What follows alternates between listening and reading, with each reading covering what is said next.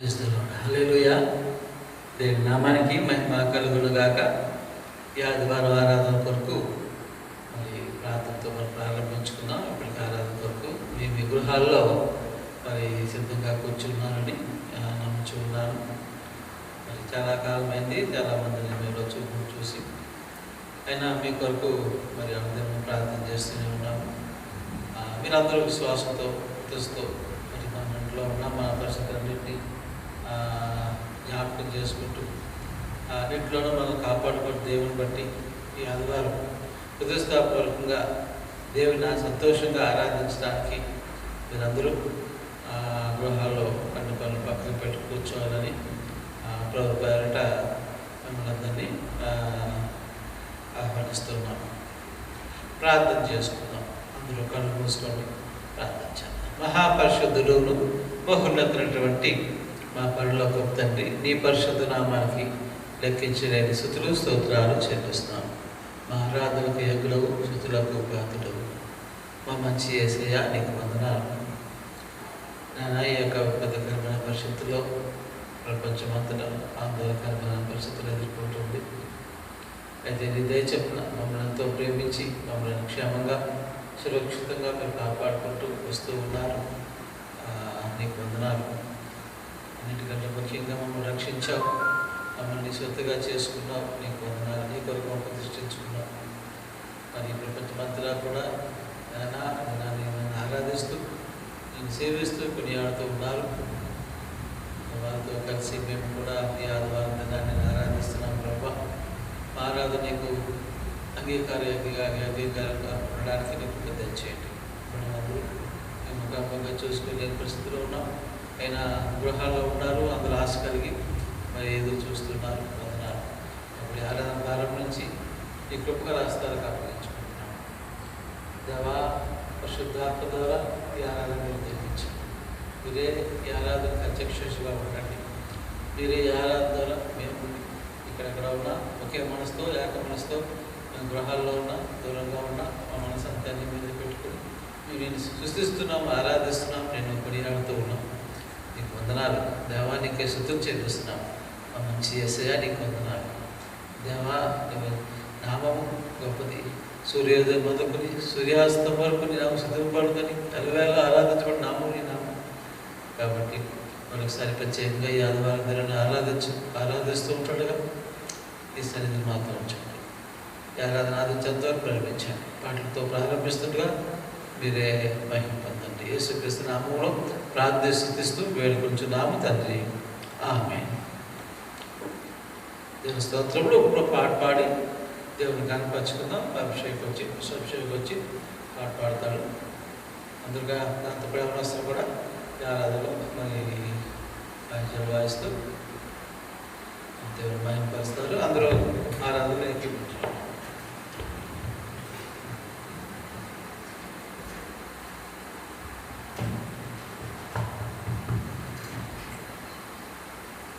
హల్లెలూయా. హల్లెలూయా.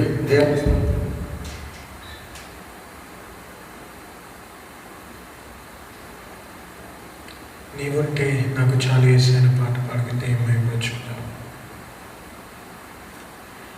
నీవుంటే నాకు చాలు యేసయ్యా, నీ వెంటే నేను ఉంటాను యేసయ్యా. నీవుంటే నాకు చాలు యేసయ్యా, నీ వెంటే నేను ఉంటాను యేసయ్యా. నీ మాట చాలయ్యా, నీ చూపు చాలయ్యా, నీ తోడు చాలయ్యా, నీ నీడ చాలయ్యా.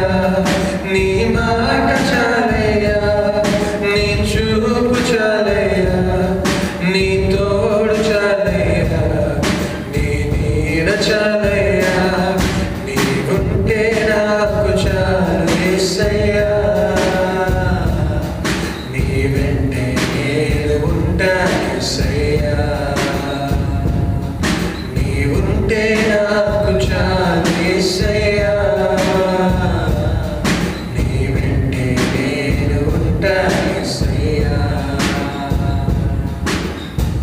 ఎన్ని బాధలు ఉన్నను ఇబ్బందులైనను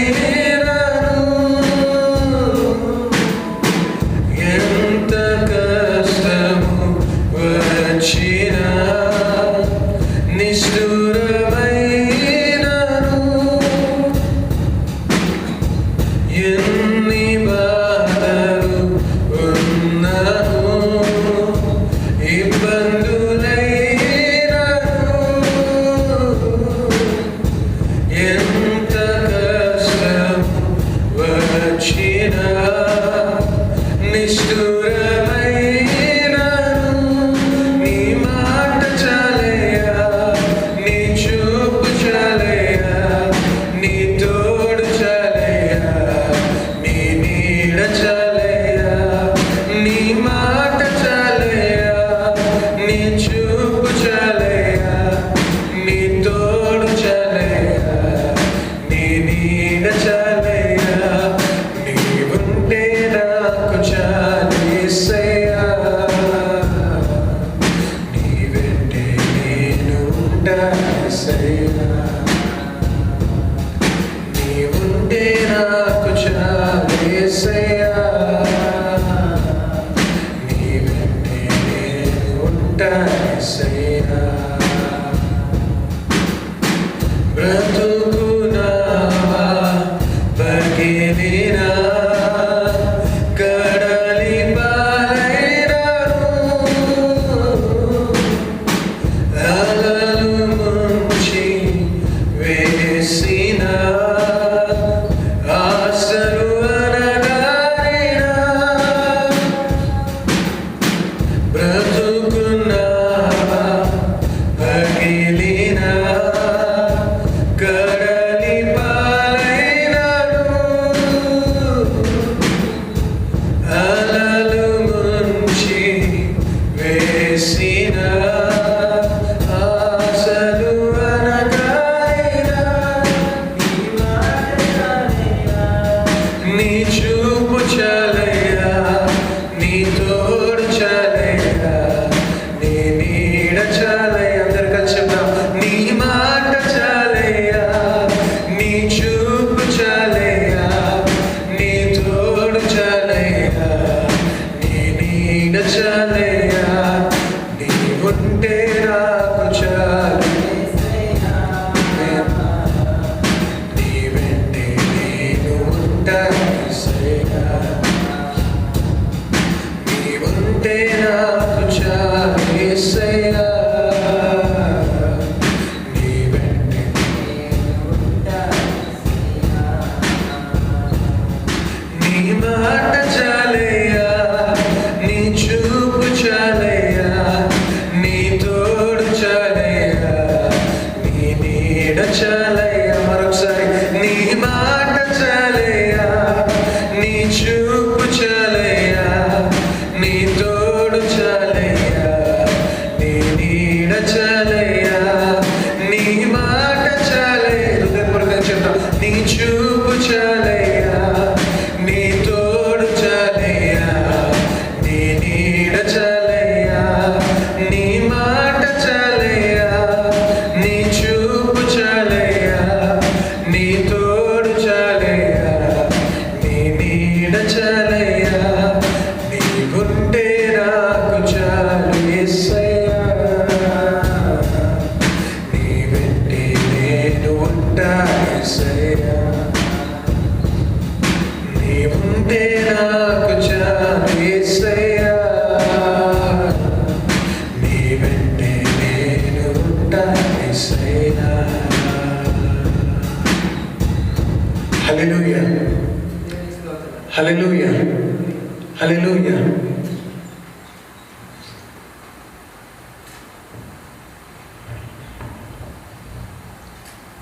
ఈ సమయంలో మీరు ఉన్న చోట్లోనే నిలిచి ఉన్నట్లయితే కీర్తన గ్రంథం నుంచి 27వ కీర్తన చదువుకుందాం.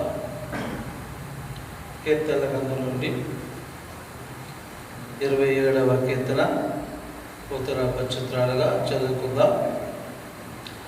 యెహోవా నాకు వెలుగును రక్షణై ఉన్నాడు, నేను ఎవరికి భయపడదును? యెహోవా నా ప్రాణదుర్గము, ఎవరికి వెరతును?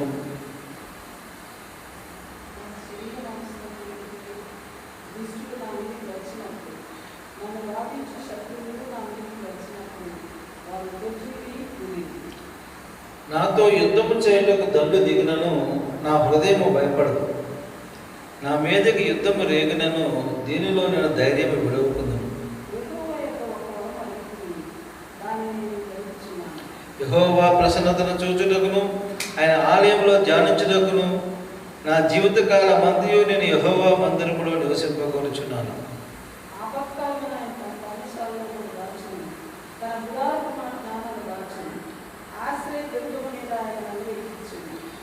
ఇప్పుడు నన్ను చుట్టుకొని నా శత్రువుల కంటే ఎత్తుగా నా తల ఎత్తబడును. ఆయన గుడారములో నేను ఉత్సాహధ్వని చేయుచు బలులు అర్పించదను. నేను పాడిదను, యెహోవాను గురించి స్తుతిగానము చేసేదను.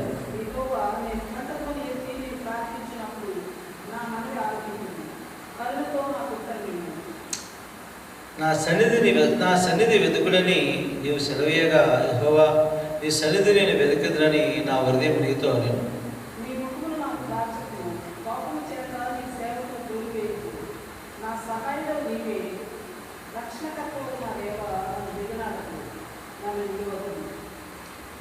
నా తల్లిదండ్రులు నన్ను విడిచినను యెహోవా నన్ను చేరదీయను.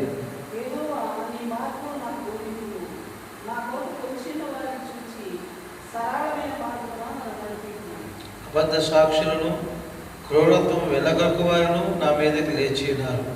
నా విరోధులు ఎచ్చకు నన్ను అప్పగింపకము.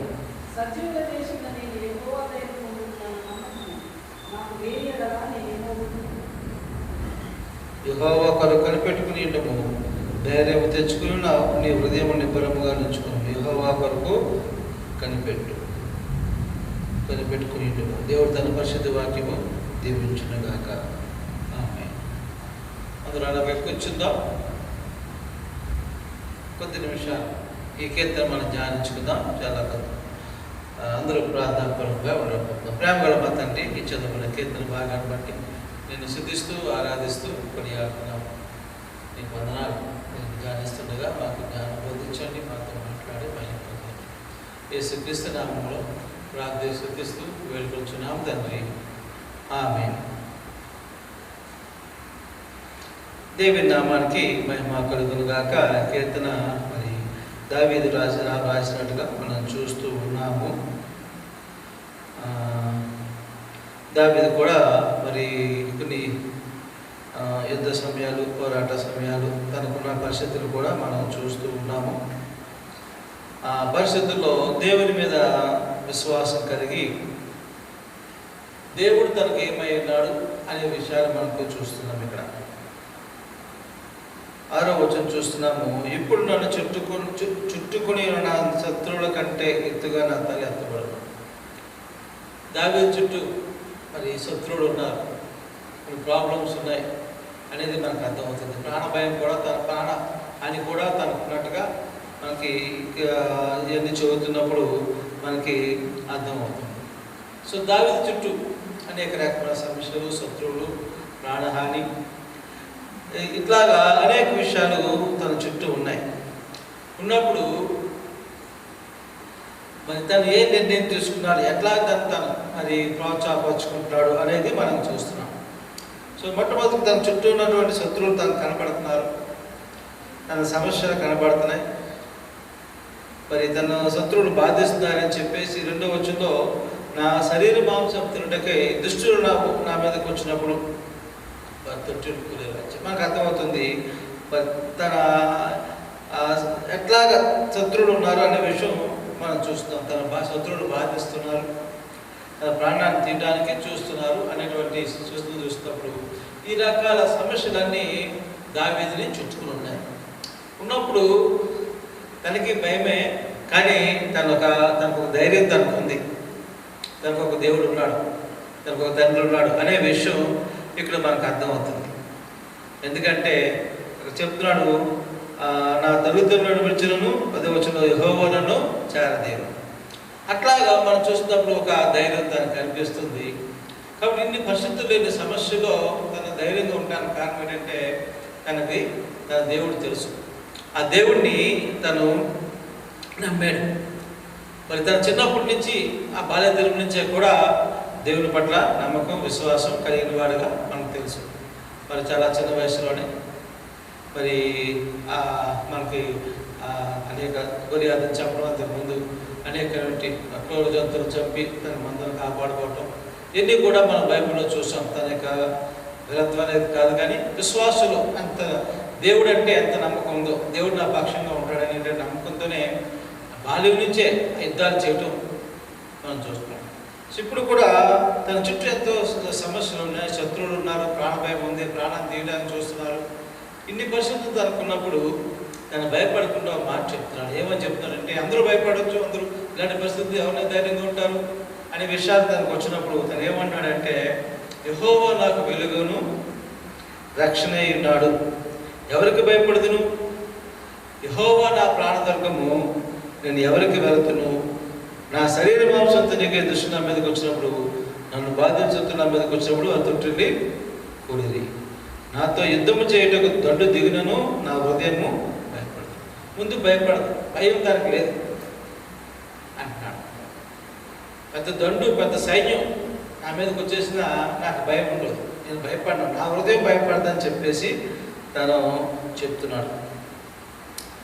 మనమైతే పైకి ధైర్యంగా మాట్లాడతాం, అబ్బాయి భయం ఏమీ లేదండి, అలాగే భయపడలేదు, కానీ ఎందుకో అంటాం. కానీ మనకు తెలుసు మన శరీరంలో మన అంతరంగంలో భయం అనేది అది లోపల తెలియకుండా కనిపించకుండానే మనం ఆవరించి ఉంటుంది పైకి. కానీ దావీదు చెప్తాడు, మన హృదయంలో పైకి మాట్లాడతాం, కానీ హృదయంలో పైకి చెప్తేనే ఆందోళన పడుతుంటాం. కానీ దావీదు కానీ ఆగదు. ఎన్ని శత్రువులు సమస్యలు మా మీదకి వచ్చినా నా హృదయము భయపడదు. కారణం ఏంటంటే దేవుడు తనకు ఏమైనాడో తను గ్రహించగలిగాడు, అర్థం చేసుకున్నాడు. దేవుడు నాకు వెలుగై ఉన్నాడు, రక్షణ అయి ఉన్నాడు. కాబట్టి దేవుడు ఈ రకమైన లోక సంబంధం వెలుగే కాకుండా ఆయన దేవుడు దాన్ని నడిపించగలిగే ఆత్మసంధ వెలుగును కలిగి ఉన్నాడు. దేవుని యొక్క జ్ఞానం వెలుగు, దేవుని జ్ఞానం, దేవుడు దాన్ని నడిపిస్తాడు. ఏ పరిస్థితులు ఎలా ఉన్నాడో, ఆయన ఎలా వెళ్ళాలో ఆయన ఆలోచించేవాడు, అలాగే మరి ఆయన రక్షించేవాడు అనే విషయాన్ని తనకు అర్థమవుతుంది. యెహోవా నా ప్రాణ దుర్గము అనే విషయాన్ని మనం చూస్తున్నాం.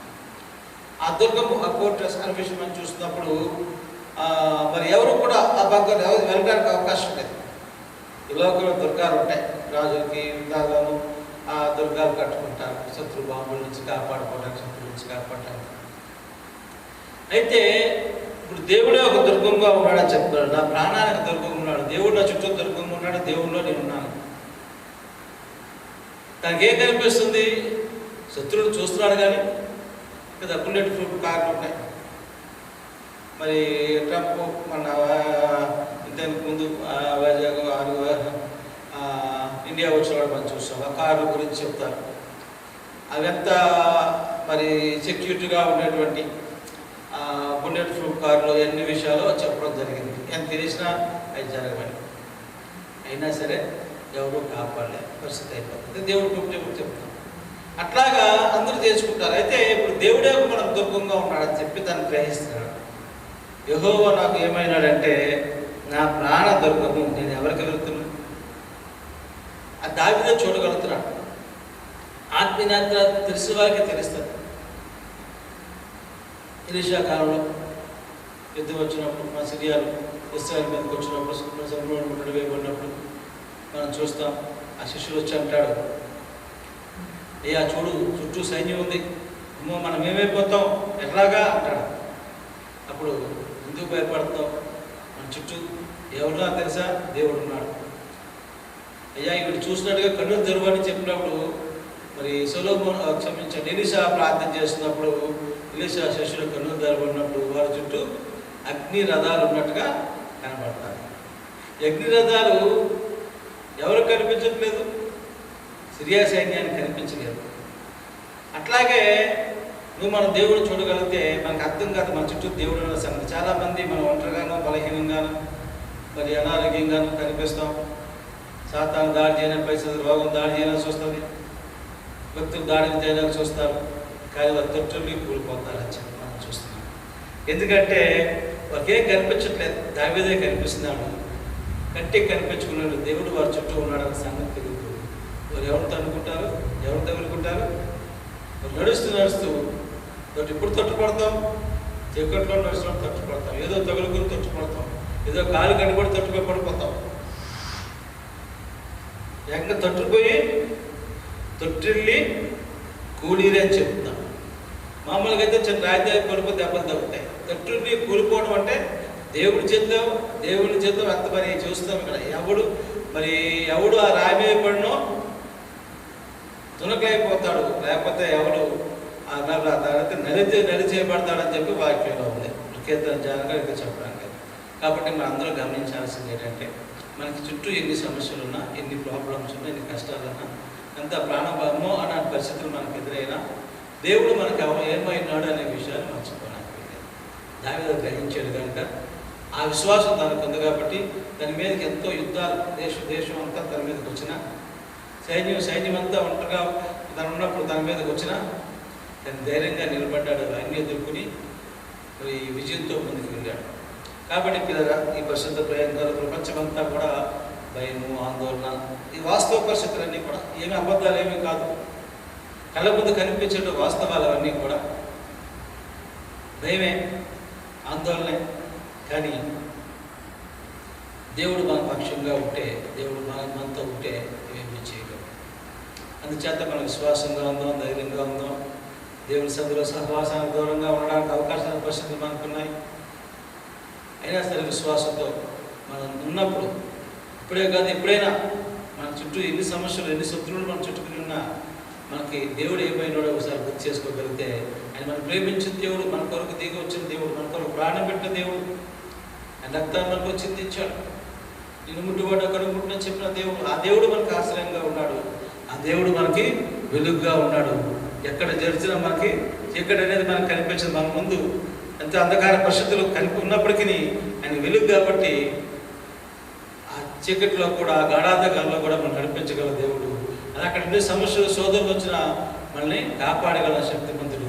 మన ప్రాణం మీదకి ఎన్ని పరిస్థితులు వచ్చినా, మన ఆత్మ మీదకి ఎన్ని యుద్ధాలు వచ్చినా ఆయన మనం కాపాడగల దేవుడు మనకు ఉన్నాడని జ్ఞాపకం చేసుకుని విశ్వాసంతో, ధైర్యంతో విగ్రహాల్లో మీరు ఉండాలని అందరూ కూడా మరి ఈ గృహాల్లో ఉంటేనే ప్రార్థన చేద్దాం. వ్యక్తిగతంగాను అందరి కొరకు ప్రార్థన చేస్తూ ధైర్యంగా ఉండాలని తెలియజేస్తూ ఈ మాటలు ముగిస్తున్నాను. ప్రార్థన చేసుకుందాం. అందరూ చిన్న కళ్ళు మూసుకుంటే చిన్న ప్రార్థన చేసుకుని మనం ఆరాధన చేసుకుందాం. మహాపరిశుద్ధురా, మహోన్నతురా, నీకు స్తోత్రాలు. ఈ రాత్రికాల సమయంలో మీరు మాకేమైనారో మేము గ్రహించడానికి నీకు తెచ్చాము. దావీదు అయితే తన చుట్టూ భయంకర పరిస్థితులు, మరి ఎదుర్కొన్నాడు, చుట్టూ శత్రువులు, సమస్యలు, భయము, ప్రాణాదీసే పరిస్థితులు ఎన్నో ఉన్నప్పటికీ తను ధైర్యంగా గొడవకుండా ఉన్నాడు. కారణము నువ్వు తనకి ఏమైనావో అర్థమైంది.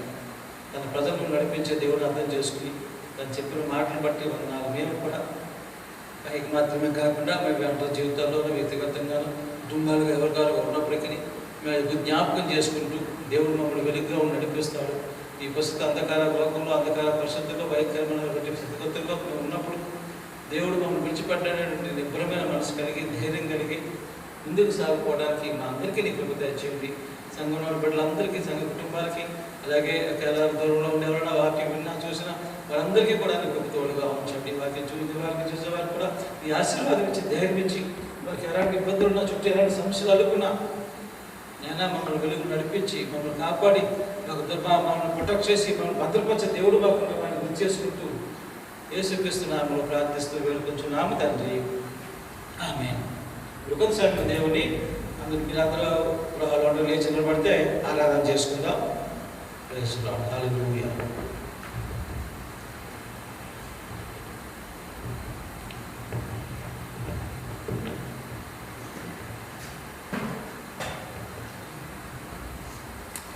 హల్లెలూయా. Thank you Jesus. అందరూ అలాగే ఆత్మపూర్వకంగా మనం దేవుని సన్నిధానాన ఆయన కనపడతాం, ఆయన నామాన్ని హెచ్చిద్దాం, ఆయన గొప్పతనాన్ని జ్ఞాపకం చేసుకుందాం. ఆయనకి మహిమ ఘనత ప్రభావాలు ఆరోపించుకుందాం. ఆయన చేసిన మేలను జ్ఞాపకం చేసుకుంటూ ఇంకను రాబోయే దినాలు ఇంకా నూతన కార్యాలు చేయవాడైనా ఈ ప్రస్తుత పరిస్థితులు ఏమాత్రము ఆయన సన్నిధానానికి మనకి దూరం పెంచేదిగా కాకుండా ఆయనకి ఇంకను సమీపంగా తీసుకెళ్లే రీతిగా మనం ఆయన ఇంకను ఆయన పాదార్చంలో చేరి ఆయన ప్రేమను జ్ఞాపకం చేసుకుంటూ ఆయన నామాన్ని కనపరుదాం. హల్లెలూయా, హల్లెలూయా, హల్లెలూయా.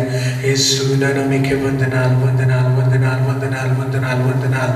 పరిశుద్ధుడా నామముకే స్తోత్రాలు, కరుణా నామముకే వందనాలు, యేసయ్యా నామముకే స్తోత్రాలు. హల్లెలూయా, హల్లెలూయా, హల్లెలూయా, హల్లెలూయా. యేసు నామముకే స్తుతులు. Hallelujah, hallelujah, hallelujah. Thank you Jesus, thank you Jesus, thank you Jesus, thank you Jesus. పరిశుద్ధుడా నామముకే వందనాలు, వందనాలు, వందనాలు, వందనాలు, వందనాలు, వందనాలు. యేసు నామముకే స్తోత్రాలు, పరిశుద్ధుడా నామముకే వందనాలు. We glorify your name, Father. యేసు నీ నామానికి మహిమ, మహిమ నీకే, మహిమ నీకే, మహిమ నీకే. Thank you Jesus, thank you Jesus, thank you Jesus, thank you Jesus. Thank you Father. Hallelujah, hallelujah. యేసే దైవము, యేసే జీవము, నా క్రీస్తే సర్వము, నిత్య జీవము. యేసే దైవము, యేసే జీవము, నా క్రీస్తే సర్వము, నిత్య జీవము. మహిమ నీకే, ఘనత నీకే, నిన్నే పూజించు నే ఆరాధింతును. మహిమ నీకే,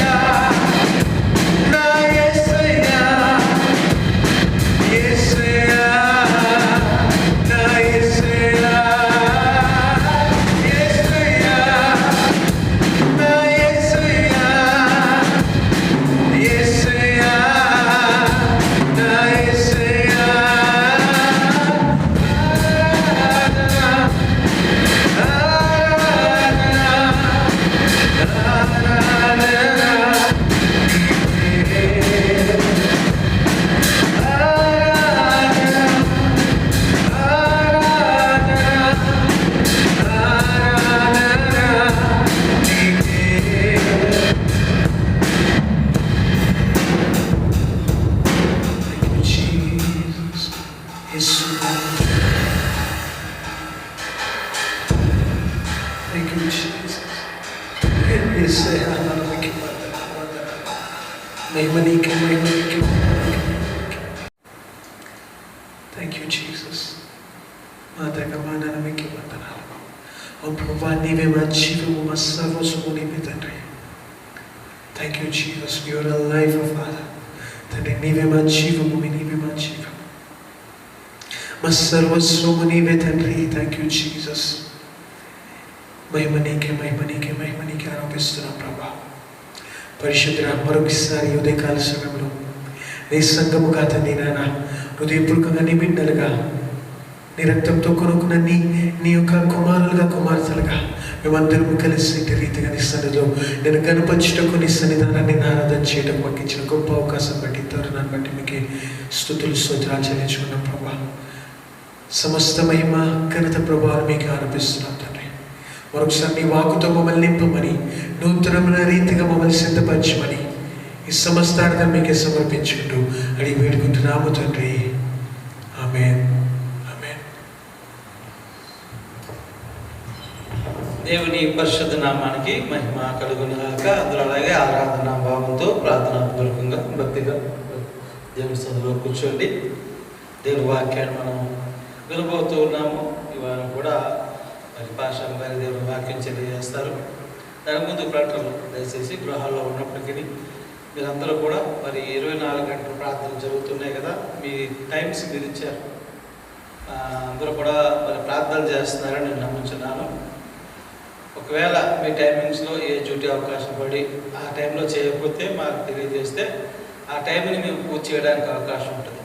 గ్యాప్ లేకుండా ఈ వైరస్ లేదా లాక్డౌన్ ఎత్తేసే వరకు కూడా కాకుండా కంటిన్యూగా 24 గంటలు ప్రార్థన చేయడానికి మీరందరూ చాలామంది చేస్తూ ఉన్నారు. మీరందరూ కూడా చేస్తున్నారని మేము నమ్ముతున్నాము. ఎవరు కూడా చాలా మర్చిపోయి ఏదో పనులు పడి అట్లా అయిపోతే మరొకసారి ప్రార్థన పట్టుదలతో చేయటానికి మీరందరూ సిద్ధపడుతూ ఉండాలని కోరుతున్నాము. అలాగే ఆరాధన విషయంలో కూడా శ్రద్ధగా గృహాల్లో కూడుకోండి. ప్రభు కృప మనకి అవకాశం ఇచ్చాడు. ఇందులో కూడుకోవడానికి చాలా బాధాకరమే, సంఘంగా కూడుకోలేని పరిస్థితులు ప్రపంచంలో ఉన్నాయి. అయినా సరే ఈ మన ప్రపంచ క్షేమం కొరకు, పరిస్థితులన్నింటి కొరకు మరి క్షేమ పరిస్థితులను చక్కదిద్దపడటానికి మనం కొత్తగా సహకరిస్తూ ఎవరి గృహాల్లో వాళ్ళే ఉంటూ ప్రత్యేకంగా ఈ యొక్క ఆదివారం దినాన్ని దేవుని ఆరాధించడానికి మీరందరూ కూడా కుటుంబ సహితంగా దేవుని సన్నిధిలో కూర్చోవాలని ప్రతి వారం కూడా సిద్ధపడాలని మేము కోరుకుంటూ మీకు తెలియజేస్తున్నాం. మేము దినము కూడా మేము కూడా మీ అందరి కొరకు ప్రార్థన చేస్తున్నాం. మీరు కూడా ప్రార్థన చేయండి. అలాగే దేవుని వాక్యాన్ని మనం విందాం. దయచేసి అందరూ కూడా ప్రార్థన పడుకుంటే పాస్టర్ గారు వచ్చి దేవుని వాక్యాన్ని అందిస్తారు.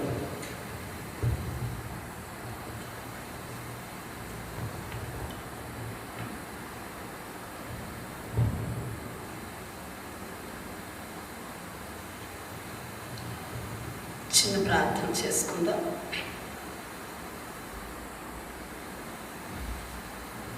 ప్రేమ కలిగిన తండ్రి, పరిశుద్ధుడా, నీ పరిశుద్ధ నామానికి స్తోత్రాలు. మరొక్కసారి ప్రభు మీ కృపను వేడుకుంటున్నాం, మీ సన్నిధిని వేడుకుంటున్నాం, మీ సహాయాన్ని వేడుకుంటున్నాం, మీ వాక్కును వేడుకుంటున్నాం, మీ ఆత్మను వేడుకుంటున్నాం, మీ రక్త ప్రోక్షణ వేడుకుంటున్నాం. ప్రభువు మీ వాక్కును వివరించడానికి పరిశుద్ధాత్మను ఆహ్వానించుకుంటున్నాం. పరిశుద్ధాత్ముడా, మా మంచి బోధకుడా, మీరే మా హృదయాలకు అర్థమగులాగా మీరు బోధించమని ప్రార్థిస్తున్నాను. వాక్యం నీది ప్రభువ, మాట్లాడుచున్నా నీ దాసురాలైన నేను నీ దానం తండ్రి. నా పెదవులను, నా నాలుకను, నన్ను కాల్చి మీ శిలువ చెంత మరుగు చేసి మీ వాక్శక్తితో నింపి మీరు మాత్రమే మాట్లాడి మహిమ పొందమని యేసు నామములో వేడుకొంచున్నాం తండ్రి. ఆమేన్, ఆమేన్. హల్లెలూయా. దేవుని నామానికి మహిమ కలుగును గాక. మరి ఇలాగున మరొకసారి మీ మధ్యలో మీ ముందు నిలబడడానికి దేవుడు ఇచ్చిన ఈ మహా తరుణాన్ని బట్టి మీకు మరి ప్రభువైన యేసుక్రీస్తుకు నా హృదయపూర్వక వందనాలు తెలియచేస్తూ, అలాగనే మీకు కూడా నా హృదయపూర్వక శుభాభివందనాలు తెలియచేస్తున్నాను. హల్లెలూయా, హల్లెలూయా. అంతేకాదు, మరి దేవుని యొక్క ప్రణాళిక మనకి అర్థం కాదు, కానీ దేవుడు ఈ రీతిగా మనల్ని గృహాల్లో పెట్టి దేవునికి అతి సమీపంగా రావాలన్నది దేవుని యొక్క ఉద్దేశం. అయితే మనం ఇంకా దూరంగా ఉన్నట్లయితే సమీపంగా రావడానికి ప్రయత్నం చేయండి. ఈ దినాన్ని మరి ఫిలిప్పీలకు రాసిన పత్రిక 2వ అధ్యాయం 5వ వచనం ఒకసారి చూద్దాం. ఫిలిప్పీలకు రాసిన పత్రిక 2వ అధ్యాయం 5వ వచనం. క్రీస్తు యేసునకు కలిగిన ఈ మనస్సు మీరును కలిగి ఉండుడి. దేవుడి మాటను మనకి జ్ఞాపకం చేస్తున్నారు. క్రీస్తు యేసునకు కలిగిన ఈ మనస్సు మీరును కలిగి ఉండుడి. ఏంటి ఆ క్రీస్తు యేసుకు కలిగిన మనస్సు? మనం గత దినాల్లో గత వారంలో ఒక వాక్యాన్ని ధ్యానించాం. అది ఆదాముని గురించి. ఆదాము దేవునికి అవిధేయత చూపించి దేవుని ఎదుట నిర్లక్ష్యంగా ఉండి పర్వాలేదులే అనుకుని పాపాన్ని శాపాన్ని తను తెచ్చుకున్నాడు. దాన్ని మనకు కూడా ఆపాదించబడటం మనం చూసాం. అయితే ఇక్కడ యేసుక్రీస్తు వారిని కడపటి ఆదాము అంటారు. ఆదాముని మొదటి ఆదామని, యేసుక్రీస్తు వారిని సాదృశ్యంగా కడపటి ఆదాముగా వాక్యం కూడా చెప్తుంది. అవన్నీ మనం చూడటానికి సమయం లేదు, కానీ కడపటి ఆదాము అనబడిన యేసుక్రీస్తు వారు తండ్రికి విధేయత చూపించి ఆ మనస్సు ద్వారా మనకి కొన్ని విషయాల్ని బోధిస్తూ ఉన్నారు. ఏంటంటే ఇక్కడ ఈ 2వ అధ్యాయంలో కొన్ని వచనాలు మనం గమనిస్తే ఆయనకు కలిగిన మనస్సు ఏంటి, ఏ రీతిగా తను విధేయత చూపించి అద్భుతమైన బహుమానాల్ని దేవుని యొద్ద నుండి ఎలా పొందుకున్నాడో మనం చూద్దాం. మొట్టమొదటిగా చూస్తే 6వ వచనంలో ఒక విషయం ఉంది. ఆయన దేవుని స్వరూపము కలిగిన వాడై ఉండి అని ఉంది. ఆయన ఏ స్వరూపం కలిగి ఉన్నాడు? దేవుని స్వరూపము కలిగిన వాడై ఉండి తర్వాత ఏమయ్యాడంటే ఆయన దేవుని స్వరూపం కలిగినప్పటికీ ఆయన ఏ స్వరూపాన్ని పొందుకోవడానికి ఇష్టపడ్డాడంటే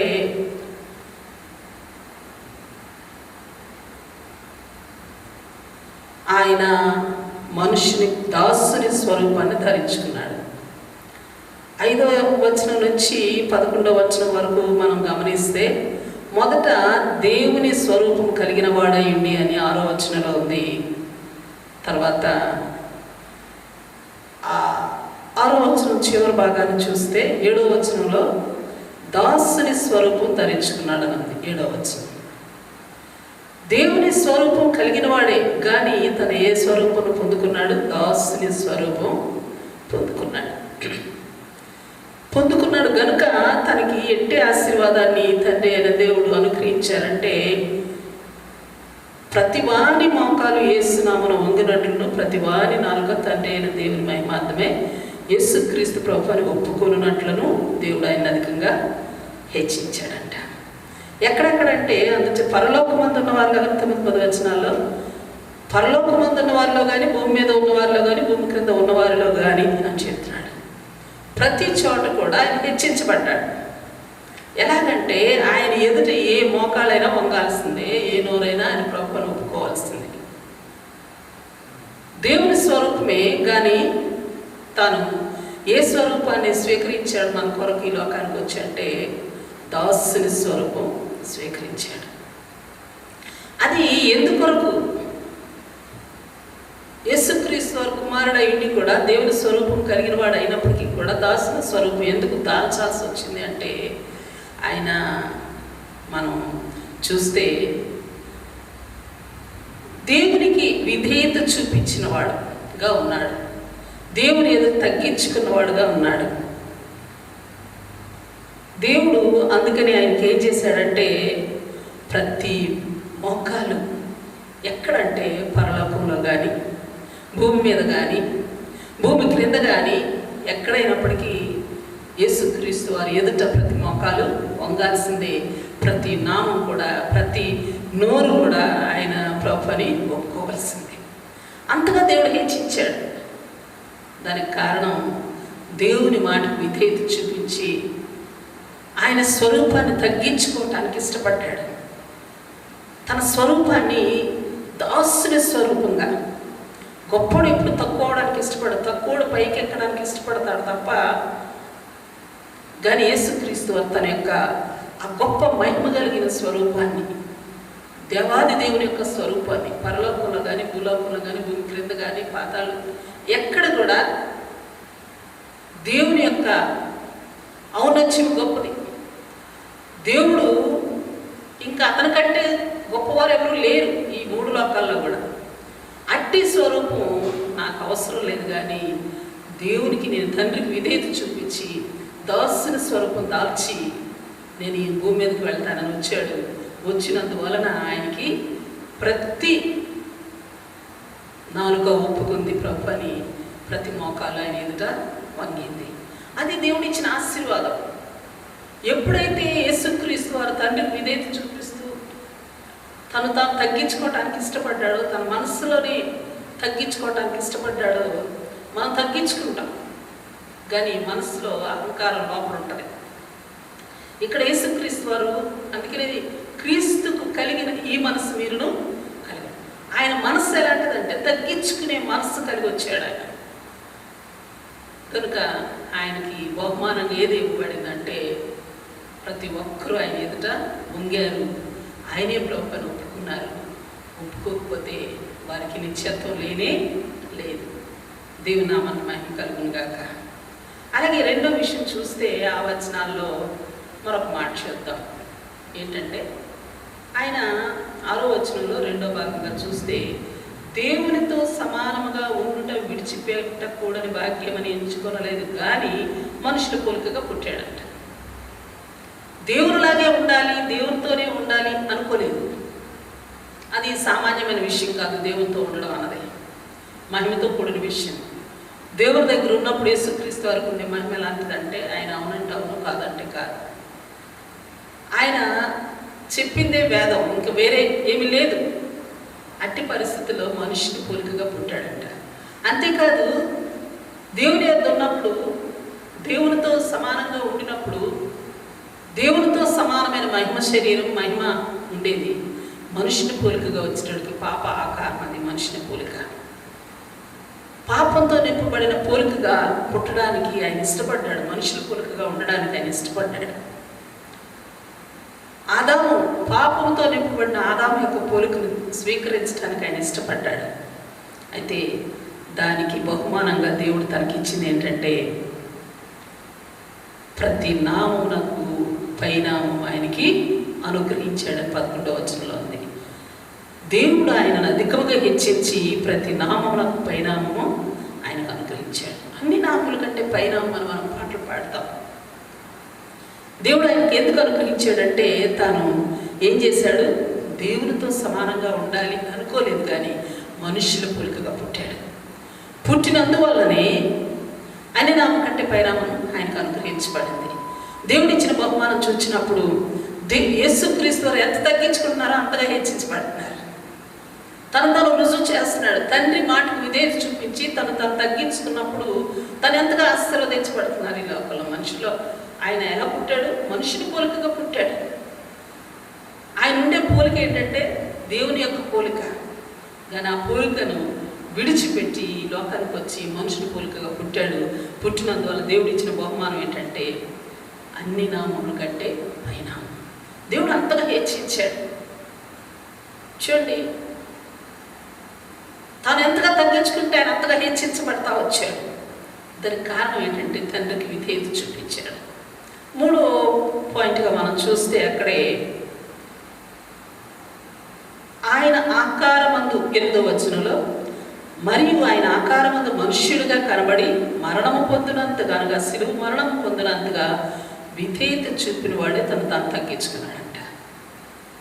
ఎంతగా తగ్గించుకున్నాడు, ఎంతగా విధేయత చూపించాడంటే ఆకారమందు మనుషులుగా కనబడమే కాదు, కానీ శిలువ మరణం పొందినంతగా, మరణం పొందినంతగా. అది ఎలాంటి మరణం? శిలువ మరణం, మామూలు మరణం కాదు. అది సులువైన మరణం కాదు. ఏదో ఒక కత్తితో ఒక్కసారి పొడి చేస్తే చచ్చిపోయే మరణం కాదు, లేకపోతే ఒకేసారి పిస్టల్తో పేల్చేస్తే చచ్చిపోయే మరణం కాదు, సిలువ మరణం. అంతేకాదు, హీనకరమైన మరణం అది. ఇప్పుడు కరోనా వచ్చినప్పుడు మరణిస్తున్న వారి పరిస్థితి చూసినప్పుడు, లేకపోతే వారికి వచ్చిందంటేనే చాలు వారిని ఎంత హీనంగా చూస్తున్నారంటే ఎవరు అంటుకోవడానికి ఇష్టపడలేదు. మరణించినప్పుడు కరోనాకి వచ్చిన వారి, ఈ వైరస్ వచ్చిన వారి మరణం చూస్తే, ఎవరైనా ప్రియులు మరణించినప్పుడు వారు మరణిస్తాము, వారిని తీసుకెళ్ళిపోతూ ఉన్నప్పుడు అందరూ తీసుకెళ్ళనివ్వకుండా ఏడుస్తారు కుటుంబస్తులు. ఈ కరోనాతో మరణించినప్పుడు ఎవరన్నా కుటుంబస్తుల దగ్గరకు వారిని తీసుకొస్తే మా కొద్దు తీసుకెళ్ళిపోండి అని చెప్తున్నారు. అంటుకోవడానికి కానీ, తలుచుకోవడానికి కానీ, దగ్గరికి సమీపించడానికి కానీ ఇష్టపడలేదు. ఎందుకంటే వారికి కూడా అదే మరణం వస్తుంది, అందుకని భయపడిపోతున్నారు. కానీ యేసుక్రీస్తు వారు మరణం పొందడానికి, అది కూడా సిలువ మరణం. సిలువ మరణం అంటే హీనకరమైన మరణం, అసహ్యకరమైన మరణం, గేలి చేయబడిన మరణం, మరి తృణీకరింపబడిన మరణం, అవమానకరమైన మరణం. తాను చేయని పాప శిక్ష తన మీద మోపబడినప్పుడు, తాను పాపిగా చేయబడినప్పుడు, తండ్రి తన చేతిని విడిచిపెట్టినప్పుడు, ఒక్కొక్కరు ఉమ్మి వేసినప్పుడు, ఒక్కొక్కరు గడ్డం పెరుగుతున్నప్పుడు, ఒక్కొక్కరు వీపును దున్నినట్టుగా కొడుతున్నప్పుడు, అంత తను ఎగతాళి చేస్తున్నారు. నువ్వే దేవుడు అయితే నేను కొట్టింది ఎవరో చెప్పు, నువ్వే దేవుడు అయితే నిన్ను నువ్వు రక్షించుకో, మమ్మల్ని కూడా రక్షించు, నువ్వే దేవుడు అయితే నిన్ను గొప్ప కార్యాలు చేస్తావు కదా, సిలువ దిగిరా అని చెప్తున్నారు. అవమానపరుస్తున్నారు, హీనపరుస్తున్నారు. సిలువ మరణం పొందినంతగా తను తను తగ్గించుకున్నాడంట, తండ్రికి విధేయత చూపించాడంట. ఎందుకంటే అవిధేయత అన్నది మానవునికి మరణాన్ని తీసుకొచ్చింది. అవిధేయత అన్నది, నిర్లక్ష్యం అన్నది, పర్వాలేదులే అన్నది మానవునికి శాపం, పాపం తీసుకొచ్చింది. గనుక తాను అదే మరణం ద్వారా మరణపు ముళ్ళు విరిచి ఆ శాపం నుంచి, మరి పాపం నుంచి మానవునికి విడుదల ఇవ్వడానికి ఆయన సిలువ మరణం పొందినంతగా అని చెప్తున్నాడు. మరణం పొందాడు. ఎలాంటి మరణం అంటే సిలువ మరణం పొందినంతగా విధేయత చూపించి తను తాను తగ్గించుకున్నాడని వాక్యం సెలవిస్తుంది. దానికి దేవుడిచ్చిన బహుమానం ఏంటంటే పునరుత్థానం. హల్లెలూయా. తను విధేయత చూపించాడు. ఎక్కడ వరకు అంటే సిలువ మరణం పొందినంతగా. కనుక తనకి పునరుత్థానం అన్నది, మరణాన్ని జయించే కృపను ఆయనకి ఇచ్చాడు. అంతేకాదు, ఆయన ద్వారా మనందరికి కూడా మరణాన్ని జయించే కృపను సంప్రాప్తమగులాగున ఆయన్ని హెచ్చించాడు. హల్లెలూయా. యేసుక్రీస్తు వారు ప్రతి విషయంలో, ఏ విషయంలో తగ్గించుకున్నారు ఆ విషయంలో అంతకంటే అధికమైన ఆశీర్వాదాన్ని దేవుని నుంచి పొందుకున్నారు. ఇంకా 4వ విషయం చూస్తే, ప్రకటన గ్రంథంలో ఒక మాట ఉంది.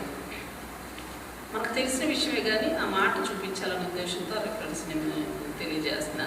17వ అధ్యాయం 14వ వచనంలో 2వ లైన్లో, గొర్రెపిల్ల ప్రభులకు ప్రభును రాజులకు రాజునై ఉన్నందున అని చెప్తూ లాస్ట్లో ఆయన ఆ రాజులను జయించాడు. హల్లెలూయా. అక్కడ ఏమనుందంటే, గొర్రెపిల్ల రాజులకు రాజు, ప్రభులకు ప్రభు. గొర్రెపిల్లగా, వద్దకు తేవడని గొర్రెపిల్లగా వచ్చాడు. మామూలు గొర్రెపిల్ల కాదు, ఏదో గొర్రెపిల్లగా వచ్చి రాజు అయిపోయాడని కాదు, వద్దకు తేవడని గొర్రెపిల్ల. ఆ గొర్రెపిల్ల వధించడానికి తీసుకొచ్చినప్పుడు నోరైనా తెరవడాయని ఉంది. నోరు తెరవలేదు. మరణిస్తానని తెలుసు, వాళ్ళు చంపుతారని తెలుసు, వాళ్ళు గేలి చేస్తున్నారు, వినబడట్లేదా? వినబడుతుంది. కంటికి కనబడట్లేదా వాళ్ళు చేసే యాక్షన్స్? తెలుస్తున్నాయి. కానీ ఆయన నోరు తెరవకుండా విధేయత చూపించాడు. ఎందుకంటే ఆ మరణం తను పొందకపోతే, తండ్రి ఆజ్ఞత నెరవేర్చకపోతే అనేక ప్రజలు నశించిపోతారు. అనేకులకు తన రక్షణ ఇవ్వాలి, అనేకులకు మరణం విడుదల ఇవ్వాలి, అనేకులకు పాపం నుంచి విడుదల ఇవ్వాలి, అనేకులకు శాపం నుంచి విడుదల ఇవ్వాలి. అదే తన గురి గమ్యం. కనుక తను ఎందుకు తగ్గించుకున్నాడంటే, రాజులకు రాజు, ప్రభులకు ప్రభు. గొర్రెపిల్లగా వచ్చాడు కానీ రాజులకు రాజు, ప్రభులకు ప్రభుగా దేవుడు తను హెచ్చించాడు. వధించబడ్డాడు కానీ శాశ్వతమైన అధికారం, శాశ్వతమైన తీర్పు తీర్చే అధికారం ఆయనకి ఇవ్వబడింది. అధికార స్థానంలో ఆయన కూర్చున్నాడు పరలోకంలో. ఆయన కంటే ఉన్నతమైన స్థానం ఇంకేమీ లేదు. అత్యున్నత సింహాసనాసనుడిగా ఆయన కూర్చుండడానికి దేవుడు హెచ్చించాడు. గొర్రె పిల్లగా వచ్చాడు. ఎంత గొర్రె పిల్ల అంటే చనిపోయినప్పుడు కూడా తను నోరు తెరవకుండా, చంపుతున్నప్పుడు కూడా తను తల వంచి తను తగ్గించుకున్నాడు. శిలువను ధ్యానించినప్పుడు చాలా ఆశ్చర్యకరమైన విషయాలని కనుక రాజులకు రాజు, ప్రభులకు ప్రభుగా దేవుడు తను హెచ్చించాడు. అత్యున్నత సింహాసనాసీనుడై ఉండడానికి అధికార స్థానాన్ని ఆయనకి ఇచ్చాడు. అంతేకాదు తీర్పు తీర్చే అధికారాన్ని కూడా ఆయనకు అనుగ్రహించాడు. మనం ఈ ఫిలిప్పీ పత్రికలో చూసినప్పుడు ఈ 4 విషయాలు కనిపిస్తున్నాయి. తను ఎంతగా హెచ్చించబడ్డాడో మనకు అర్థమవుతుంది. దానికి కారణం ఏంటంటే యేసుక్రీస్తు వారే చెప్పారు. లూకా సువార్త 14:11 చూస్తే అక్కడ ఏమనుందంటే, తను తాను తగ్గించుకునేవాడు హెచ్చింపబడును, తను తాను హెచ్చించుకునేవాడు తగ్గింపబడును. మనం తను తాను తగ్గించుకునేవాడు హెచ్చింపబడును అన్న మాటను మనం స్వీకరించాల్సిన అంశం అది. హెచ్చించుకుంటే తగ్గించబడతాం కనుక మనల్ని మనం తగ్గించుకోవాలి, అంతరంగంలో తగ్గించుకోవాలి, అందరి ఎదుట తగ్గించుకోవాలి. ఆయన మరి ఫిలిప్పీ పత్రికలో కూడా మనం చూస్తారు 2వ అధ్యాయంలో విధేయత చూపించడం, తగ్గించుకొనెను అన్న విషయాలు మనకు కనిపిస్తూ ఉంటాయి. చూడండి, రిక్తులుగా చేసుకుని అంటాడు. విధేయత చూపించాడు, తను తాను తగ్గించుకున్నాడు కనుకనే ఆయనకు హెచ్చించబడ్డాడు. అన్ని నామల కంటే పైనామం ఆయనకు వచ్చింది. ఈ 4 విషయాలు మనం గమనిస్తే మొట్టమొదటి విషయం ఏంటంటే, దేవుని స్వరూపం కలిగిన వాడే కానీ దాసుని స్వరూపాన్ని పొందుకున్నాడు. దేవునితో సమానంగా ఉండటం విడిచిపెట్టకుండా భాగ్యం ఎంచుకోలేదు, కానీ మనుషుని పోలికగా పుట్టాడు. ఆయన ఆకారమందు మనుషులుగా కనబడినప్పటికీ మరణం పొందినంతగా, శిలువ మరణం పొందినంతగా తను తగ్గించుకున్నాడు. విధేయత చూపించాడు మరణానికి. అంతేకాదు గొర్రె పిల్లగా వచ్చాడు, బతుకు తేబడిన గొర్రెపిల్లగా వచ్చాడు. ఈ 4 అంశాలు మనం గమనించినప్పుడు 4 ఆశీర్వాదాలు ఆయన అనుభవించాడు. ఆకాశం మీదే కానీ, పరలోకం మీదే కానీ, భూమి మీదే కానీ, భూమి క్రిందే కానీ ఆయన నామాన్ని ప్రతి ఒక్కరూ ఒప్పుకోవాలి, ప్రతి మోకాలు ఉంగే రీతిగా దేవుడు హెచ్చించాడు. అంతేకాదు అన్ని నామాల కంటే పైనామం ఆయనకి ఇచ్చాడు. అంతేకాదు మరణాన్ని జయించాడు. మరణం జయించే కృప మనకు కూడా అనుగ్రహించాడు. అలాగే మరి గొర్రె పిల్లగా వచ్చి రాజులకు రాజు, ప్రభులకు ప్రభు అయిపోయాడు. అత్యున్నత సింహాసనాసనుడు అయిపోయాడు. అధికార స్థానంలో ఉన్నాడు. ఆయన కంటే అధికారం ఇంకెవరు లేరు. అంతేకాదు ఇంకా ఆలోచిస్తే తీర్పు తీర్చే అధికారం కూడా ఆయన చేతికి ఇచ్చాడు. ఆయన తీర్పు తీర్చినప్పుడు చాలా భయంకరమైన పరిస్థితి అది. కనుక మనం లేఖనాలు సెలవిస్తున్నాయి, క్రీస్తుకు కలిగిన ఈ మనసు మీరును కలిగి ఉండండి. మనం ఎంత తగ్గించుకుంటే, ఎంత ఒక్కొక్క విషయాన్ని ధ్యానిస్తే మనకు అసలు ఊహకందది ఆయన తగ్గించుకునే విధానం. దేవుని స్వరూపమే కానీ దాసుని స్వరూపం దాచుకున్నాడు. మరొకసారి జ్ఞాపకం చేస్తున్నాను. అంతేకాదు ఆయన ఆకారమందు మనుష్యుడిగా పుట్టాడు. ఎందుకంటే మనుషులుగా కనబడినప్పటికీ మరణం పొందినంతగా ఆయన, మరి శిలువ మరణం పొందినంతగా ఆయన తగ్గించుకున్నాడు. విధేయత చూపించాడు దేవునికి శిలువ మరణం పొందడానికి. ఎవరు విధేయత చూపిస్తారు? అంతేకాదు దేవునితో సమానంగా ఉండాలని అనుకోలేదు, కానీ తను ఏం చేశాడంటే మనుషుల పోలికగా పుట్టాడు. దేవుని స్వరూపం ఉన్నప్పటికీ దాసుని స్వరూపం దాచాడు. కనుకని ఆయన ఆశీర్వాదం అనుభవించాడు. గొర్రెపిల్లగా వచ్చాడు, బతుకు తేబడిన గొర్రెపిల్లగా వచ్చాడు. కనుకనే రాజుకు రాజు, ప్రభులకు ప్రభు అయిపోయాడు. అన్ని నామల కంటే పైనామం కలిగిన వాడయ్యాడు. మనకు కూడా అంటే ఆశీర్వాదాలు కావాలంటే మొట్టమొదటి ఆశీర్వాదం, మన ముందు సాతాను కోటగోడలు కూల్చబడాలంటే, సాతానుడు మరి అన్ని నామములు అందరూ లోకంలో ఉన్నవారైతేనేమి, సాతాను అయితేనేమి, అధికారులు అయితేనేమి, యేసే దేవుడు ఒప్పుకోక తప్పదు. అలాగున మనల్ని బట్టి దేవుడు హెచ్చింపబడతాడు, మనల్ని బట్టి దేవునికి మహిమ కలుగుతుంది. మనం కొన్ని ఆశీర్వాదాలు కావాలనుకుంటే, హెచ్చింపబడాలంటే మనల్ని మనం తగ్గించుకోవాలి. మన నామమే హెచ్చించబడాలంటే మనం మన స్వరూపాన్ని తగ్గించుకోవాలి, రిక్తులుగా రావాలి, ఖాళీగా రావాలి, నిలబడాలి.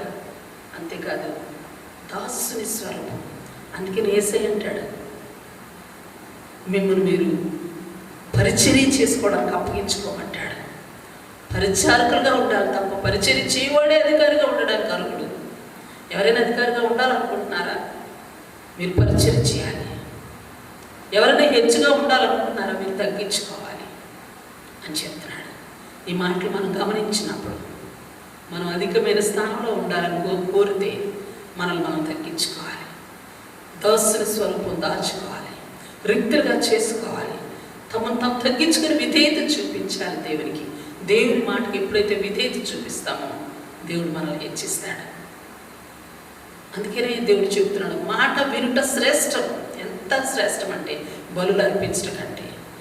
దేవునికి ఇచ్చిన కానుకలో బలులో ఆయనకి ఆ తృప్తిని ఇవ్వలేవు, కానీ దేవుని మాటకు విధేయత చూపించినప్పుడు దేవుడు తృప్తి చెందుతాడు, మనల్ని హెచ్చిస్తాడు. కనుక క్రీస్తుకు కలిగిన ఈ మనస్సు, యేసుక్రీస్తు వారి కార్యాలు జరిగించకపోతే, కడపటి ఆదాముగా ఆయన నిలవబడకపోతే, ఏ విషయాలు ఆదాము ఓడిపోయాడు, ఏ విషయాలు ఆదాము ఎదురు తిరిగాడు, ఏ విషయాలు ఆదాము అవిధేయత చూపించాడు, దేవుడు యేసయ్య అంతకంటే మిక్కిలేని కఠినమైన పరిస్థితుల్లో కూడా విధేయత చూపించి తను తగ్గించుకొని రిక్తులుగా చేసుకుని తనేం గొప్ప అనుకోలేదు. తగ్గించుకున్నందువల్ల తను హెచ్చించబడ్డానికి దేవుడు తను ఎంతగానో హెచ్చించాడు. మరణాన్ని జయించి కృప ఇచ్చాడు, అధికార స్థానాన్ని ఇచ్చాడు, అన్ని నామముల కంటే పైనామంగా చేశాడు. ప్రతి మోకాలు వంగేలాగా ప్రపంచమంతటిలో ఆ పరలోకం అందే కానీ మరి భూమి మీదే కానీ భూమి క్రిందే కానీ ప్రతి మోకాలు వంగులాగిన, ప్రతి నాలుక ఆయనే ప్రభువును ఒప్పుకునేలాగిన, ఆయనే రాజును ఒప్పుకునేలాగిన దేవుడు తనకు అధికారాన్ని ఇచ్చాడు, అంతగా హెచ్చించాడు. కనుక మన వ్యక్తిగత జీవితాల్లో మనల్ని మనం తగ్గించుకొని ఆ హెచ్చరి స్థానాన్ని అనుభవించడానికి యేసుక్రీస్తు వారే మనకు మాదిరి. ఆయన మాదిరిగా ఉంచుకుని మన జీవితాల్లో కూడా క్షేమాభివృద్ధిని పొందుదాం. ఆయన వలె మనం కూడా పునరుత్థానాన్ని అనుభవిద్దాం. ఆయన వలె మనం కూడా అధికమైన స్థానంలో నిలబడడానికి, దేవుడిచ్చే అధికారాన్ని అనుభవించడానికి, ఉన్నతమైన స్థానాన్ని సంపాదించుకోవడానికి మనల్ని మనం తగ్గించుకుందాం. క్రీస్తుకు కలిగిన ఈ మనసు మనం కూడా కలిగి ఉందాం. అప్పుడు మనం సంపూర్ణమైన మరి ఆధిపత్యాన్ని అనుభవించగలుగుతాం. మనకి అధికారం కావాలని ఆశపడతాం, కానీ పరిచర్య చేసేవారిగా ఉండలేము. ఇంకా మనం క్రీస్తుకు కలిగిన ఈ మనస్సు మనం కూడా కలిగిన వారమై మనం దేవుని స్వరూపంలో లోనికి రావడానికి మనల్ని మనం తగ్గించుకొని ఆయన స్వరూపం దాల్చడానికి మనం కూడా దాసుని స్వరూపం దాలుద్దాం. ఆయనలాగే రిక్తులుగా చేసుకుందాం. ఆయనలాగే మనల్ని మనం తగ్గించుకొని విధేయత చూపిద్దాం. ఆయనలాగే గొర్రె పిలవలే, వదుకు తేబడిన గొర్రె పిలవలే మనల్ని మనం తగ్గించుకుందాం. అప్పుడే మనం హెచ్చించబడతాం, అప్పుడే అందరికంటే హెచ్చుగా మనం నిలబడతాం. దేవుడు మనల్ని ఆశీర్వదిస్తాడు. ఈ మాటల్ని మనం ధ్యానించడానికి చక్కని వచనాలు దేవుడు మనకి ఇచ్చాడు. 5వ వచనం నుంచి 11వ వచనం చాలా ఆశీర్వాదకరమైన వచనాలు అవి. మన జీవితాలకు క్షేమాభివృద్ధినిచ్చిన వచనాలు అవి. ఆ వచనాన్ని మనం అనుభవించడానికి, అనుసరించడానికి, ఆశీర్వాదాన్ని పొందుకోవడానికి మీ యేసుక్రీస్తు వారు మన మాదిరిగా ఉంచారు, మార్గదర్శిగా నిలబడ్డారు. కనుక ఆయన మార్గంలో మనం నడిచి ఆయన వలె మనం కూడా జీవించి అనేకులకు మాదిరిగా నిలిచి ఆ పాప మరణ శిక్షల నుంచి తొలగించబడిన వారమే అనేకులు తొలగించబడ్డానికి మార్గాన్ని చూపించేవారిగా మనం ఉండి మనం ఆశీర్వాదం అనుభవిద్దాం, అనేకుల ఆశీర్వాదం అనుభవించేలాగా మనం చూద్దాం. ఇటే ఈ కృప మనందరికీ కలిగి ఉండాలని కోరుకుంటూ మనమందరము క్రీస్తుకు కలిగిన ఈ మనసు కలిగి ఉండి దేవుని మహింపరిచి దేవుని ఘనపరచడానికి మనల్ని మనం అర్పించుకుందాం. దేవుడి మాటలు దీవించునుగాక. ఆమేన్. చక్కటి వాక్యాన్ని వినడం యేసుక్రీస్తులో వారి దేవుని స్వరూపం కలిగిన వాడేయండి. మరి ఎట్లాగా తను తగ్గించుకుని దాసుని స్వరూపంగా మరి ధరించుకోవడానికి ఇష్టపడ్డాడు. ఇదంతా దేని కొరకంటే ఆయన మనల్ని ప్రేమించి మనందరూ కూడా రక్షించబడాలని, దేవుని పిల్లలుగా అవ్వాలని ఆయన మరి సిలువ మరణం పొందినట్టుగా తగ్గించుకుని ఆ భయంకర మరణాన్ని అనుభవించారు. దినాన్ని ఆ సిలువే, ఆ ప్రేమే మళ్ళీ యేసుప్రభువు దగ్గరికి తీసుకుని వచ్చింది. దేవునికి స్తోత్రాలు. మనం కూడా అలాగే ఇంకా మరి మనం రావడమే కాదు, మన ద్వారా అనేక మంది ప్రభు దగ్గరికి రావాలంటే మనం చేయాల్సింది ఏంటంటే దేవుని పట్ల అదే ప్రేమతో, దేవుని యందు విశ్వాసం కలిగి, ఆయనలాగే నేను కూడా జీవించిన ఆశ కలిగి, మనలో ఉన్న లక్ష్యాలుగా అహంకారాలను పక్కకు పెట్టుకుని దీని మనసు కలిగి తగ్గించుకుని, ఎదుటివారి రక్షణ కలిగి దీని మనసుని వస్త్రాన్ని ధరించుకుని, ఎదుటివారి దీని మనసు వస్త్రాన్ని ధరించుకుని మనం రాసింది. అట్లాగా మనం తగ్గించుకోగలిగితే అది దేవుని యొక్క స్వభావం, క్రీస్తు యొక్క స్వభావం తగ్గించుకోలేదు. కాబట్టి దేవుని లక్ష్మి మళ్ళీ ఇచ్చిస్తారు, తప్పకుండా ఉన్నతంగా నిలబడతారు. ప్రజలు మన ద్వారా దేవుని దగ్గరికి వస్తారు, ఆకర్షించబడతారు. అనేకులు ప్రేమించాలంటే ఎంతో కనపరచాలంటే తగ్గించుకోవాల్సిన అవసరం అంతేగా ఉంటారు. అందుచేత దేవుని బిడ్డగా వాక్యం అందరూ కూడా జ్ఞాపకం చేసుకుని యేసు యొక్క శిలువ ప్రేమ ఆయన భూలోకి రావడానికి ఇష్టపడ్డాన్ని బట్టి ఆ ప్రేమ మనకు దాకా వచ్చింది, మనం రక్షించబడ్డాం. ఇంకా అనేక మందికి ఆ స్వభావాన్ని మనం ప్రత్యక్షపరిచేలాగా మన జీవితంలో అటు దీన మనసు కలిగి ప్రేమ కలిగి జీవించడానికి ఇష్టపడుతూ అలా వస్తే ప్రార్థన చేసుకుందాం. అనేక మందిని క్రీస్తు యొక్క జ్ఞానంలో నడిపించగలిగే వారంగా అవుతాం. జీవితం ద్వారా మనం రక్షించబడటమే కాదు, కొంతమంది రక్షించుదాం. రక్షిస్తే ఆ రక్షించే వారు ఎంతో ప్రేమిస్తారు మనల్ని. ఎట్లాగే రక్షించబడతాం, అనేకులు మనం ప్రేమించి మరి మన అందరూ కూడా గౌరవిస్తారు, మనల్ని ఆత్మీయంగా అంతగా చూసుకుంటూ ఉంటారు. అది మనల్ని క్రీస్తుతో కొంతమంది నడిపించగలిగితే మన హృదయాల్లో మనకు ఎంతో ప్రత్యేకమైన స్థానం ఉంటుంది. కాబట్టి ప్రజలు దేవుని దగ్గర రావాలంటే ఆ స్వభావం మనం ధరించుకుని క్రీస్తుని ప్రత్యక్షపరచడానికి ముందుకు సాగుదాం, ప్రార్థన చేసుకుందాం. మహాపరిశుద్ధులను మహోన్నతులను మా పరలోకపు తండ్రి, నీ పరిశుద్ధ నామానికి లెక్కించలేని స్థితిలో స్తోత్రాలు చెల్లిస్తూ ఉన్నాం. నువ్వు గొప్ప దేవుడు, మంచి దేవుడు, సృష్టికర్త, అద్వితీయుడ దేవుడు, నీకు స్తోత్రాలు. అయినా విశ్వమంతం చేసిన గొప్ప దేవుడు, నీకు స్తుతి స్తోత్రాలు. నీ కృప కరికరాలు బట్టి అయినా నీ కుమారుడు యేసుక్రీస్తును భూలోకానికి పంపించడం ద్వారా దేవా, మేము మరొకసారి దేవుడు అంటే ఏంటో నీ బట్టి ఏంటో తెలుసుకుని భాగ్యం మాకించావు. మేము నీ కృప చేత నీ కుమారుడు యేసుక్రీస్తు యొక్క శిలువ మరణం ద్వారా మేము రక్షించబడ్డాం, మేము పిల్లలయ్యాం, నేను సేవించడానికి పంపించావు. నీ ప్రేమ కలిగి నీ కృపను అనుభవిస్తూ మేమెంతో సంతోషంగా జీవించే భాగ్యం మాకు ఇచ్చారు. నీకు స్తోత్రాలు, నీకు స్తుతులు స్తోత్రాలు చెల్లిస్తున్నాం. ఇంకా నీ కృప కలుగుగా నేను ఎంతోమంది ఈ శిలువను గురించి మా దశ విరుద్ధంగా భావిస్తూ నష్టమైపోతున్నారు. సత్యం తెలియని ప్రజలు ఎంతోమంది ఉన్నారు.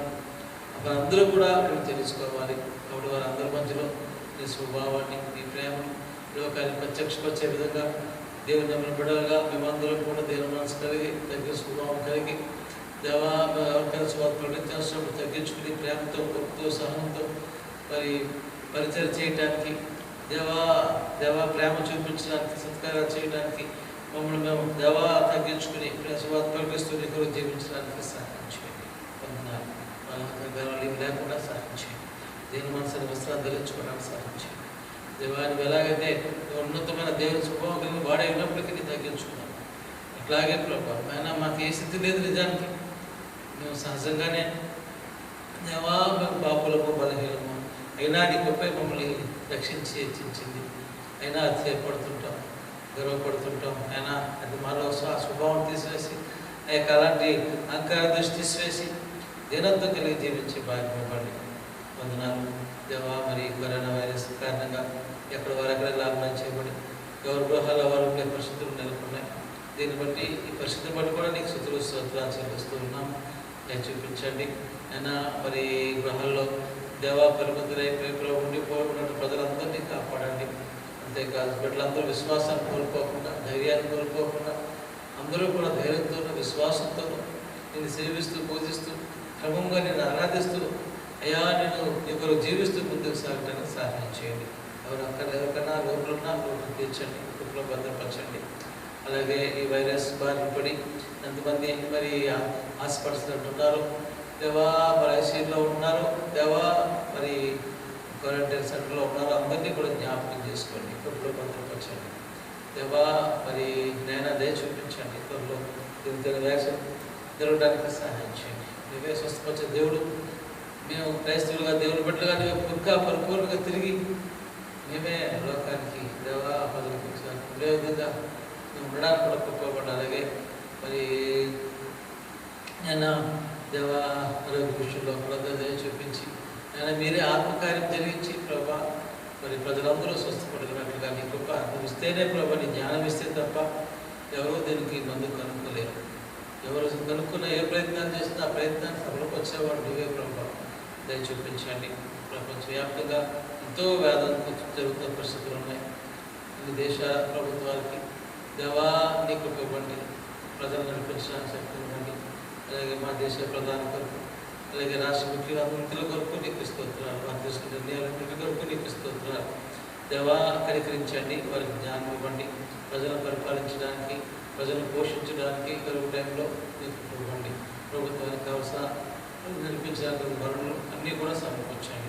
ఈ పరిస్థితుల్లో ఎవరిలో పనులు లేక ఎంతమంది ఇబ్బందులు పడుతున్నా, ఆహారం లేని లోటు ఉన్న ఎంతోమంది ఉన్నారు ప్రభావ. వాళ్ళందరికీ సమృద్ధి కలగాలని మేము కోరుకుంటూ ప్రార్థన చేస్తాం. సహాయం చేయండి. ఈ మన ప్రాంతాల్లో కూడా మీరు అద్భుతం చేస్తారని నమ్ముతున్నాం. ఎంతో కాలంగా మాకు సహాయం చేసేవారు మరి మనతో భద్రపరచండి, మన రాష్ట్రాన్ని భద్రపరచండి, దేశం అంతటిని మీరు కాపాడండి, స్వస్థపరచండి. త్వరలో నా కేసు ఇంకా చూడటానికి సహాయం చేయండి. త్వరలో అద్భుతం జరిగించి ప్రభా దేవా నీ కార్యం జరిగించి ఈరోజు కొత్త కేసు నమోదు కాలేదని మాట త్వరలో వినగలిగినట్లుగా అది అద్భుతం చేయండి. ప్రపంచ యావత్తుని చేతుల్లో పడుతున్నాను. ఈ రక్తాన్ని అయినా మా రాష్ట్రం మీద దేవా, మా దేశం మీద, ప్రపంచ యావత్తు మీద వేడుకుంటున్నాం. నమ్మిన బిడ్డలుగా, క్రైస్తవులుగా, సంఘాలుగా, సేవకులుగా అందరినీ మీరు భద్రపరచండి. మరొకసారి ఈ సంఘంగా మరి కలిసి కూడుకున్న బిడ్డలందరినీ కూడా జ్ఞాపకం చేసుకుని ప్రభావ బిడ్డలందరికీ నీ కృపతోడు కావచ్చండి. నీ కాపుదలు ఇవ్వండి. మళ్ళా మేము ప్రభు ఇలాగా ఆరాధనలో మాట్లాడుతున్న పర్యాప్తులు అందరికీ నీ కృపతోడు కావచ్చు, కాపాడి మహిమ పొందమని నీ బిడ్డలకు మీరు తోడుగా ఉండి మరి ఎవరు దుఃఖంలో ఉన్న వారిని ఆదరించి కాపాడమని, ఔషధాన్ని తెచ్చమని యేసుక్రీస్తు నామములో ప్రార్థిస్తూ స్తుతిస్తూ వేడుకొనుచున్నాము తండ్రి. ఆమేన్. మన తండ్రి దేవుని ప్రేమ, ఆయన కుమారుడు యేసుక్రీస్తు కృప, పరిశుద్ధాత్మ దేవుని కారణమైన సహవాసము మనందరికీ తోడైండి కాపాడుగాక. ఆమేన్. మరి చిన్న ప్రకటన సంఘస్థులకి మాత్రమే. మన తల్లి విజయం గారు ఉన్నారు. వారి మనవుడు 13 సంవత్సరాలు మన దినాన్ని మరి ఆడుతూ పడుకుని మరి చెస్ట్ దెబ్బ తగిలి మరి విశాఖపట్నం కేజీహెచ్లో మరి శుక్రవారం మరణించడం జరిగింది. దయచేసి మనం పరమార్చించడానికి అవకాశం లేదు, కానీ మీ ప్రాంతంలో జ్ఞాపకం చేసుకుని ఆ కుటుంబానికి ఆదరణ కలిగినట్లుగా మీ ప్రాంతంలో జ్ఞాపకం చేసుకుని మనం చేస్తున్నాం. Praise lord.